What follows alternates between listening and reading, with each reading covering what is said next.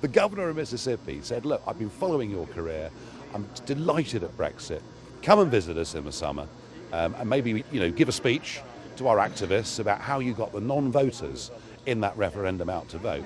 I didn't really quite understand or know that I was getting involved in all of this. But I think the Trump team recognise, and I think a huge number of Americans recognise, that Brexit, it's not just a British event or a European event, it is a genuinely global event. Oh, well, I wouldn't want to tell people what to do. After all, I condemned Obama for coming and talking down to us and telling us we had to remain.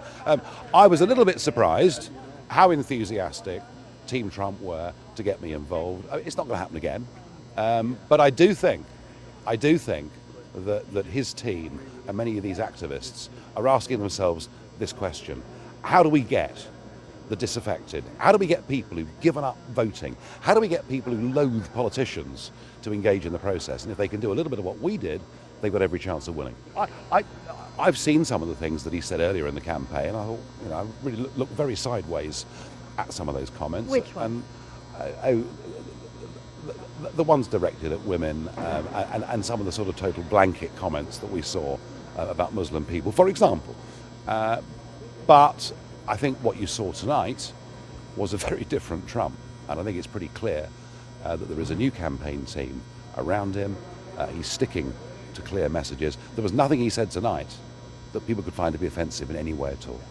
All I would say is that Hillary Clinton represents that very same political class. We had them running Britain for years, who took us into an endless series of foreign wars, who oversaw a society in which the rich have got richer and ordinary people haven't got an even break. Hillary Clinton clearly is the continuity candidate. So if Americans are happy with their lot, they can vote Hillary Clinton. If they want change, they've got to do different. And do you think that Mr. Trump can win? Yeah, I do. I think the fact that he's got all the commentators against him, the fact that the pollsters have been showing him some way behind, frankly, is irrelevant. Do you know, we've just been through 3 years where the experts told us that Scottish nationalism would win, that the Tories couldn't form a majority, and that the Remain camp would win the referendum. Suddenly the experts aren't very good at these things. And I think my view would be this: if he sticks to the disciplined campaign messages that we saw tonight, he's got every chance of winning. Ignition. Lift off.